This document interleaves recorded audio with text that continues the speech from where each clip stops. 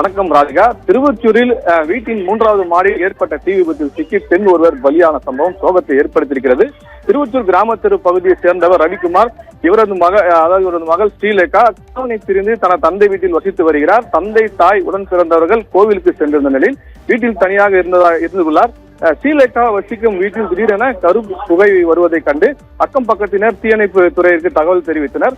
தகவல் தெரியும் சம்பவ இடத்திற்கு வந்த தீயணைப்பு துறையினரும் காவல்துறையினரும் வீட்டிற்கு சென்று பார்த்தபோது வீடு பூட்டி இருந்தது. வீடு பூட்டி இருந்த வீட்டுக்குள்ளேயே தீ விபத்து ஏற்பட்டிருப்பதை கண்டு அதிர்ச்சி அடைந்த காவல்துறையினரும் தீயணைப்பினரும் பூட்டை உடைத்து உள்ளே சென்றுள்ளனர்.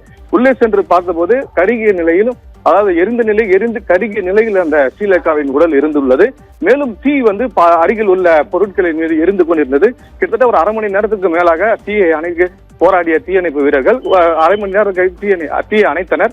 அதன் பின்னர் உடலை மீட்டு கீழே இறக்கி ஆம்புலன்ஸ் வாகனம் மூலம் அரசு ஸ்டான்லி மருத்துவமனைக்கு உடற்கூறு ஆய்வுக்காக அனுப்பி வைத்திருந்தனர்.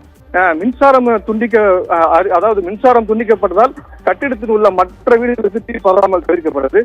வீட்டின் உள்ளே கதவு பூட்டி இருந்த நிலையில் தீ விபத்து ஏற்பட்டு பெண் பலியான சம்பவம் சோகத்தை ஏற்பட்ட நிலையில் மின்கசிவு காரணமா தீ விபத்து ஏற்பட்டதா அல்லது வேறு ஏதேனும் காரணமா என போலீசார் விசாரணை மேற்கொண்டு வருகின்றனர்.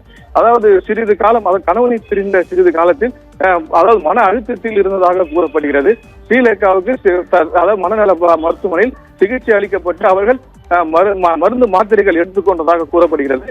ஸ்ரீலேகாவின் மகள் சென்ற ஆண்டு அக்டோபர் மாதம் இறந்தது. மேலும் சோகம் அடைந்த ஸ்ரீலேகா விபரீத முடிவு ஏதேனும் எடுத்திருக்கிறாரா என போலீசார் விசாரணை மேற்கொண்டு வருகின்றனர். ராதிகா, தகவல்களுக்கு நன்றி நவநீத கிருஷ்ணன்.